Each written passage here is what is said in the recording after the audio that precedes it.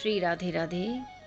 परम वियोगिनी श्री विष्णुप्रिया जी का जीवन चरित्र गतांक से आगे।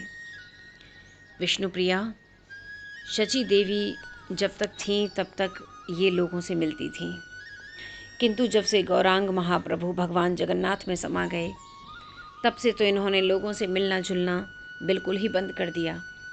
गौरांग देव के भक्त आते थे, कांचना अब साथ ही रहने लगी थी और वंशीवदन इनको पकड़ लेते थे, इनके चरणों में गिर जाते, इनसे अनुनय विनय करते कि एक बार विष्णुप्रिया जी के दर्शन करा दो। पर यह संभव नहीं था, क्योंकि विष्णुप्रिया कठोर साधना में लगी हुई थी। 16 अक्षरों के महामंत्र का 108 बार जप करती थीं और एक दाना चावल का दूसरे मिट्टी के पात्र में रखती। सुबह से ही यही प्रारंभ हो जाता, फिर दोपहर तक एक मुट्ठी चावल ही गिनती में आ पाते। उसी को बनाती, फिर भोग लगाती, उसमें से भी कांचना वंशीवदन को प्रसाद देती, फिर बचा हुआ स्वयं ग्रहण करती। बाहर जाना ही इन्होंने बंद कर दिया था, गंगा स्नान को भी नहीं जाती थीं। वंशीवदन ही गंगा जल ले आता और उसी से ये स्नान करती थीं। किसी से कोई वार्ता नहीं, सदैव गौर हरि का ही नाम, उन्हीं का ध्यान और कुछ नहीं। किसी से कोई बातचीत नहीं। अद्वैत आचार्य अभी तक जीवित हैं। इनकी आयु 100 से भी ऊपर जा चुकी है। देह अत्यंत जर्जर हो गया है, पर गौरांग देव का ये भी निरंतर चिंतन ध्यान करते रहते हैं।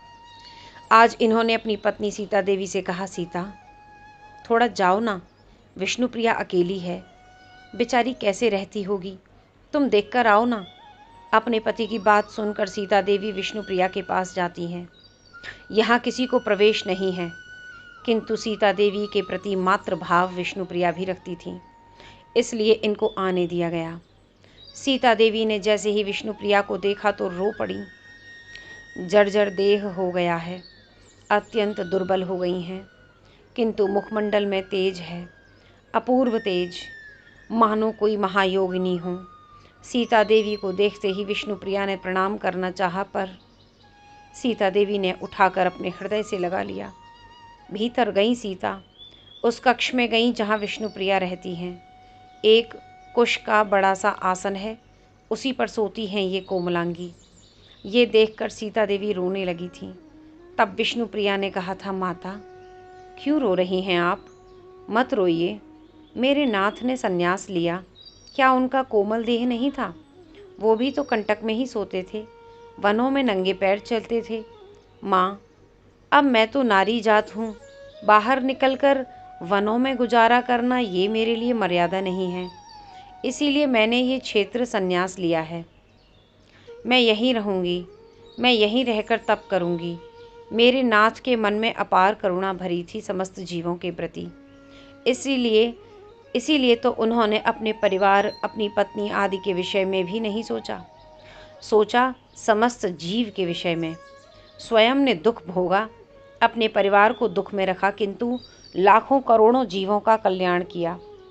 विष्णुप्रिया सीता देवी के सामने जब बोल रही थी, उस समय सीता देवी बस अपलक प्रिया को देख रही थी।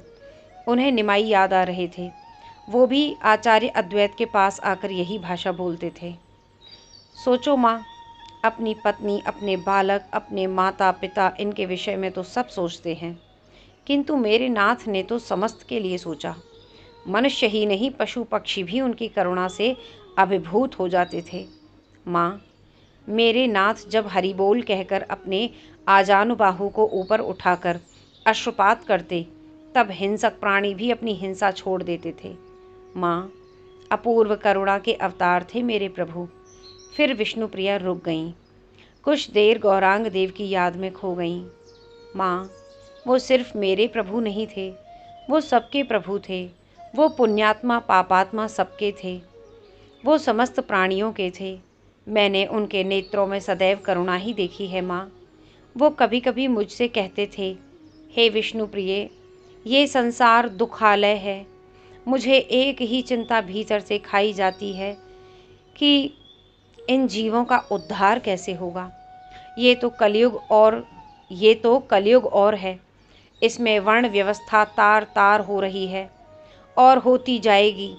वर्णाश्रम अनुसार कोई नहीं चलेगा न चल पाएगा, फिर इनका उद्धार कैसे होगा। विष्णुप्रिया ये कहते कहते सीता देवी की गोद में लेट जाती है। सीता देवी के हृदय में अद्भुत वात्सल्य उमड़ पड़ता है। वो सिर में हाथ फेरती हैं। माँ, फिर एक दिन नाथ आए और आकर बोले, हरि नाम संकीर्तन से कली के दोषों को मिटाया जा सकता है। ये कहते हुए वे अत्यधिक प्रसन्न थे। फिर एक दिन मुझसे बोले, ये किसी ने आज तक क्यों नहीं सोचा, हरि नाम से कलयुग में सतयुग की स्थापना की जा सकती है। पता है विष्णुप्रिय, हरि नाम के समान और कोई साधन नहीं है। ये बात कहते हुए उनके नयनों में कितनी चमक थी। वो समस्त जीवों को लेकर कितने गंभीर थे। वो कभी कभी ये कहते थे कि बेचारे जीव, विवाह करना, संतानोत्पत्ति, फिर उन्हें सांसारिक शिक्षा, फिर वृद्धावस्था, फिर काल का ग्रास बन गया, यही जीवन है, फिर जन्म लेना। ओह! विष्णुप्रिया आज बोले जा रही हैं। सीता देवी शांत भाव से उन्हें सुनती रहीं। समझाने के लिए आई थीं, पर विष्णुप्रिया से बहुत कुछ समझकर ये चली गईं। नाम जप में रत है विष्णुप्रिया। उनके सामने 16 अक्षर हरे कृष्ण महामंत्र नृत्य कर रहे हैं। वो देह भान भूलकर नाम रस में ही डूबी हुई हैं। तभी एकाएक वो भागी गंगा घाट की ओर। वंशीवदन और कांचना रोते हुए उनके पीछे भागे। विष्णुप्रिया जाकर खड़ी हो गई गंगा घाट में। कदम्ब वृक्ष था जिससे निमाई गंगा में कूदते थे। उसी वृक्ष को आड़ लगाकर बैठते थे, इसी वृक्ष से बातें करते थे। वो आज सूख गया। विष्णुप्रिया को ये ध्यान में ही भान हो गया था, तो ये इस वृक्ष को भी विदा करने आई थी। वृक्ष को छुआ विष्णुप्रिया ने, उसे अपने हृदय से लगाया, फिर महामंत्र का उच्चारण करते हुए भाव में डूब गईं। तभी वंशीवदन जी, आगे आया वो शिष्य। इस वृक्ष से क्या मेरे नाथ की मूर्ति बना सकते हो? विष्णुप्रिया ने पूछा। हाँ, बना सकता हूँ।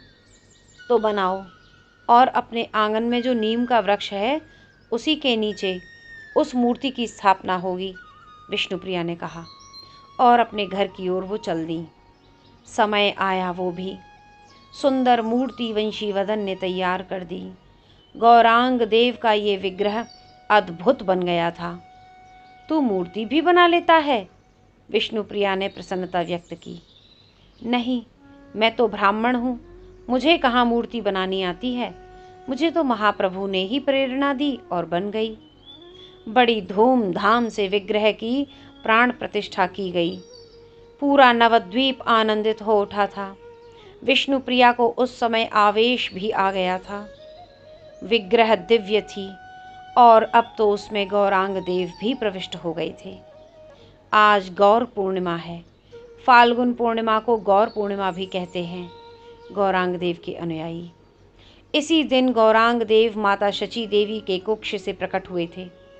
आज के दिन पूरा नवद्वीप झूम रहा था। भक्त लोग आ रहे थे और गौरांग देव के सामने आरती, धूप, दीप, नैवेद्य आदि अर्पण कर रहे थे। आनंद छाया हुआ था भक्तों में। तभी विष्णुप्रिया अपने कक्ष से उतरकर मंदिर में आई और भक्तों को संकेत किया कि हरि नाम संकीर्तन करो। झांझ मृदंग तुरंत ले आया वंशीवदन और भक्त लोग संकीर्तन में झूमने लगे थे।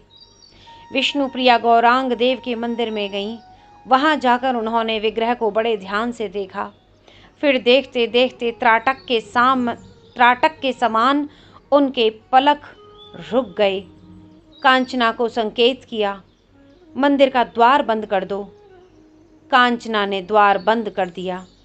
बाहर भाव के उन्माद से भक्त लोग हरि नाम संकीर्तन कर रहे हैं। 1 घंटा हो गया, मंदिर बंद है। 2 घंटे, 5 घंटे। कांचना चिल्लाई, मंदिर का द्वार खोला, पर द्वार मानो भीतर से ही बंद था। कांचना ने तोड़ दिया द्वार, पर ये क्या, विष्णुप्रिया भीतर नहीं है। कांचना पागलों की तरह चिल्लाई, अपना सिर पटकने लगी। पर विष्णु प्रिया कहीं नहीं है। भक्त लोग रात भर रोते रहे। तब हे गौर भक्तों, मैं अपने नाथ के श्री विग्रह में समा गई हूँ। मेरे नाथ भगवान जगन्नाथ में समा गए, ऐसे ही मैं भी अपने नाथ में ही समा गई। हम दोनों अलग नहीं हैं, एक ही हैं। ये सुनते ही अत्यंत विरह कातर हो कांचना ने अपनी देह त्याग दी। वंशीवदन रोता चिल्लाता रहा। नवद्वीप के लोग ये सुनकर अश्रु प्रवाहित करने लगे। युगल मिलन अब हो गया था विष्णुप्रिया और गौरांग का। दोनों अब मिले थे। अब मिले नहीं, ये दोनों तो मिले ही थे, बाकी सब तो लीला थी। लोक शिक्षा देने के निमित्त ये लीला अस्तित्व द्वारा रचाई गई थी। अब महामाया रूपा विष्णुप्रिया और नारायण स्वरूप श्री गौरांग देव लीला के विश्राम होने पर दोनों अब एक हो गए थे। जय जय श्री राधे श्याम।